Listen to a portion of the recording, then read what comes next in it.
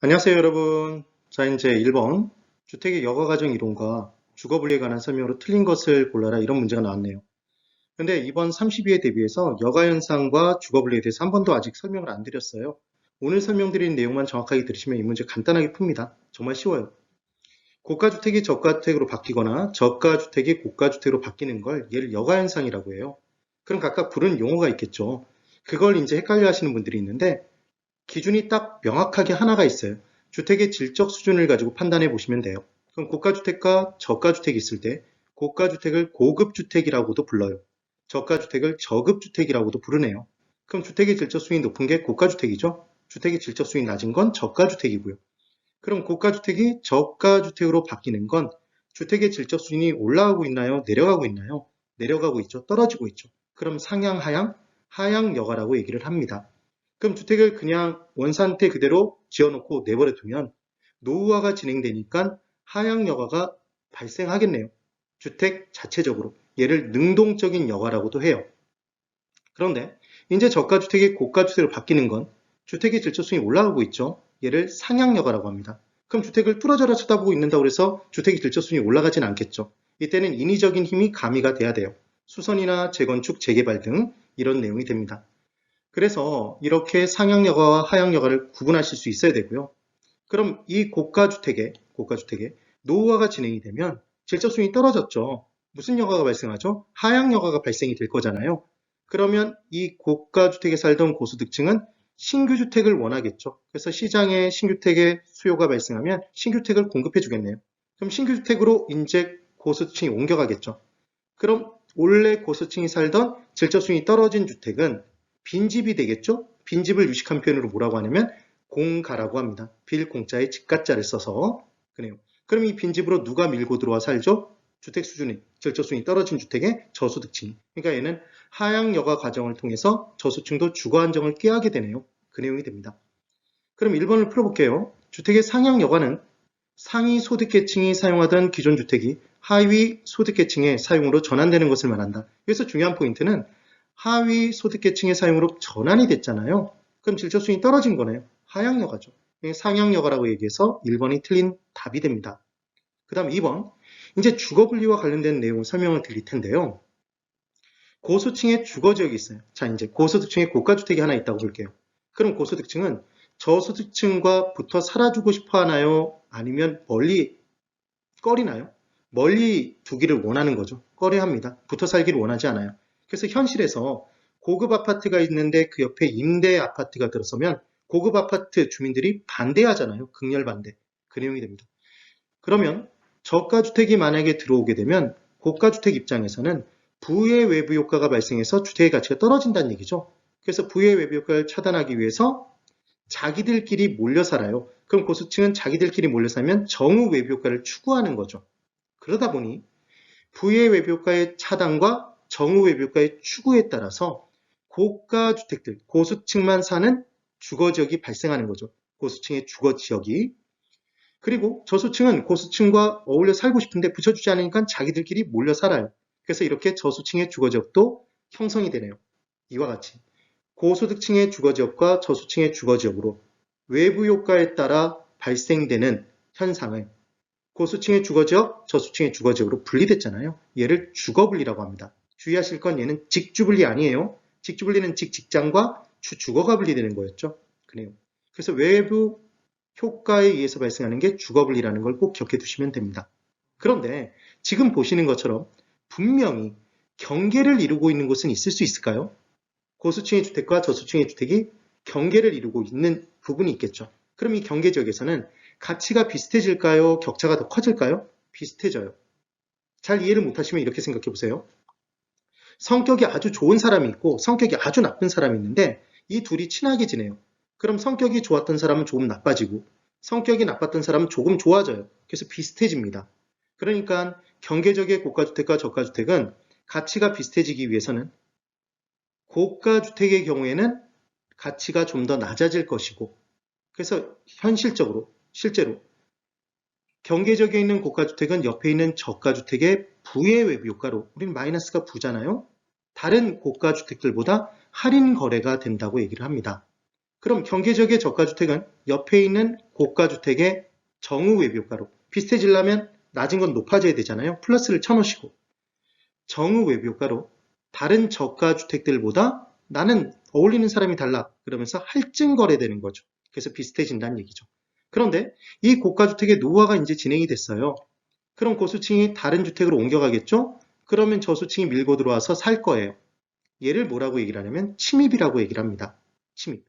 그럼 이 침입이 옆에 있는 고가주택에도 또 발생이 되면 아예 고수층의 주거지역이 저수층의 주거지역으로 전환되는 효과, 바뀌어지는 효과가 발생하겠죠. 얘를 뭐라고 하냐면 침입의 결과물 천이 또는 계승, 계승을 뒤집어서 승계라는 표현을 쓰기도 해요. 그래서 침입은 반드시 천이 계승으로 연결된다 그러면 걔는 X예요. 얘만 저가주택으로 바뀌고 나머지는 고가주택으로 남아있을 수도 있겠잖아요. 그런 내용이 됩니다. 이해되시죠? 그래서 경계지역의 고가주택, 저가주택, 정후 외비효과, 부의 외비효과, 할인 할증을 섞어서 문제 내면 헷갈려 하시는데 이 문제 푸는 방법. 할아버지의 아버지가 증조할아버지죠. 증조할아버지의 아버지가 고조할아버지예요. 그래서 고조인데 우린 고저라고 기억해 두시는 거예요. 그래서 고저 할아버지, 고저를 적어주시고 그 밑에 반대로 고는 마이너스, 저는 플러스만 해주시면 이 문제 바로 푸실 수 있습니다. 2번 볼게요. 주거분리는 도시 전체뿐만 아니라 지리적으로 인접한 근린지역에서도 발생할 수 있다. 네, 맞네요. 3번 주거분리는 도시 내에서 소득계층이 분화되어 거주하는 현상을 말한다. 5. 4번 침입과 천이현상으로 인해 주거입지의 변화를 가져올 수 있죠. 지금 5번 공가의 발생은 주택 여가 과정의 중요한 구성 요소 중 하나이다. 예, 맞죠. 1번을 풀어드렸습니다. 자, 이제 2번 1년 후 신역사가 들어선다는 정보가 있다. 이게 정보의 현재 가치 구하는 계산 문제예요. 정말 이 문제 나오면 무조건 풀어주셔야 돼요. 맞춰야 되는 문제 중에 하나입니다. 그래서 정보의 현재 가치는 정보 가치라고 얘기하고 이 정보 가치는 하나의 금액이 아니라 두 금액의 차액이라는 것만 기억하시면 돼요. 확실성화의 현재 가치에서 불확실성화의 현재 가치를 빼서 구한다는 거죠. 그럼 우리는 현재 가치로 구하기 위해서는 할인해 줘야 되죠. 그럼 할인하기 위해서는 기본적으로 주어져 있는 미래 가치가 몇 년 뒤 금액이어서 몇 번 이자가 붙었는지 그리고 이자율이 얼마에서 얼마의 이자가 붙었는지를 알아야지만 할인이 가능해요. 그래서 지금 첫 번째로 1년 후니까 얘는 이자가 한 번 붙은 거죠. 두 번째, 할인하기 위해서는 이자율 필요하죠? 10%네요. 할인율 10%. 그럼 이 금액 자체가 앞으로 우리가 볼 금액이 현재 100% 기준으로 110%된 금액이라는 얘기잖아요. 한 번에 걸쳐서. 110%는 1.1이죠. 그럼 이제 금액을 볼까요? 1년 뒤 8억 8천만 원이랍니다. 그럼 이 금액 자체가 110%, 1.1의 1승이 곱해진 금액이니까 현재 가치로 가려면 1.1의 1승으로 나눠주겠죠. 1승은 하나만 하니까 계산기로 88 나누기 1.1을 하면 80이 나와요. 8억이네요. 이렇게 고치는 거예요. 그럼 만약에 5%면 1.05로 나눠주면 되겠죠. 그럼 6억 6천만 원, 66 나누기 1.1을 해주시면 6이 나오네요. 6억. 그래서 각각의 들어섰을 때 가치, 들어서지 않았을 때의 가치의 현재 가치를 구해줬어요. 미래 가치를 현재 가치로. 그런데 이때 들어설 확률이 얼마라고 되어 있냐면 40%랍니다. 그럼 이 확률을 알았을 때 우리는 불확실성화의 현재 가치를 구하기 위한 아주 중요한 세 번째 재료를 얻은 거죠. 그럼 8억으로 실현될 확률이 40%니까 8억에 40%의 무게를 실어줘요. 0.4를. 40%는 0.4죠. 이게 가중평균이었습니다, 여러분. 그럼 8 곱하기 4는 3억 2천만 원. 그럼 전체 100%에서 들어설 가능성이 40%면 들어서지 않을 가능성은 60%잖아요. 그러니까 6억에 60%의 무게를 실어주는 거죠. 0.6을 곱해주면 됩니다. 3억 6천만 원. 더해주면 6억 8천만 원이 되는 거죠. 그럼 6억 8천만 원은 신역사가 들어설 가능성 40% 확률하에 불확실성화의 현재 가치인 거죠. 왜 불확실하냐면 100%가 아니면 불확실한 거예요, 여러분. 지금 가중평균에서 구했죠? 확률 곱하는 건 가중평균이라고 부릅니다. 그러면 이제 과연 확실 8억에서 불확실 6억 8천을 빼는 건지 6억 8천에서 8억을 빼는 건지 헷갈리잖아요. 얘를 기억하시는 방법이 있습니다. MM으로 메모리 매직. 환불 원정돼 있었죠? 제 선배님이 유재석 씨라고 말씀을 드렸죠. 2년 선배님. 그분은 저를 모른다고 말씀을 드렸고, 그래서 환불 원정대가 굉장히 유명했어요. 그래서 환불 기억해 두시는 거예요. 확불입니다, 실은. 그래서 8억에서 불 6억 8천을 빼면 그 차액 1억 2천만 원이 이 정보의 현재 가치예요. 그러니까 무슨 말씀이냐면 100% 확실한 신역사가 들어선다는 정보를 모르는 사람은 지금 40% 확률하에서 6억 8천에 팔 텐데 100%이 정보, 확실한 정보를 갖고 있는 사람은 8억짜리를 이 정보를 모르는 사람에게 6억 8천에 삼에 따라 1억 2천의 초과이윤을 누리잖아요. 그러니까 확실히 개발된다는 이 정보는 1억 2천만 원만큼의 경제적 가치가 있다는 얘기죠. 지금 그 얘기입니다. 3번이 답이네요. 이해되셨죠? 그럼 이제 3번 문제를 풀어볼게요. 이 문제는 똑같은 문제인데요. 1년 뒤 금액으로 또 주면 사람들이 이제 풀 거 아니에요. 그러니까 당연히 2년 뒤 미래 가치로 주게 돼 있습니다. 2년 뒤에 들어서면 얼마 이런 식으로. 그럼 이 문제를 풀 때 3번 정보가 있어요. 이때 합리적인 투자자가 지불할 수 있는 이 정보의 현재 가치를 구하랍니다. 우리는 정보의 현재 가치는 환불 원정대 알고 있죠? 확실해서 불확실을 빼서 구해야 돼요. 그럼 먼저 현재 가치로 할인하는 게 포인트였죠. 그럼 2년 뒤 금액이네요. 이걸 체크하는 거예요. 우린 재료를 찾는 거죠. 할인하기 위한 두 가지 재료. 몇 년 뒤 금액인지 할인율. 그래서 두 번 이자가 붙는 거고 할인율이 10%니까 얘는 110% 곱해진 금액이겠죠. 110%두 번. 그럼 110%는 1.1인가요? 네. 그래서 6억 500만 원을 딱 보자마자 얘는 2년 뒤 금액. 그러니까 얘는 1.1의 2승이 곱해진 금액이니까 현재 가치로 돌아가기 위해선 1.1의 2승으로 나눠줘야죠. 1.1 곱하기 1.1은 1.21.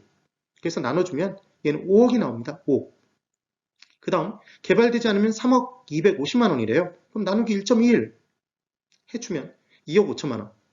그럼 이때 가중평균하기 위해서는 확률 알아야죠. 50% 좋네요.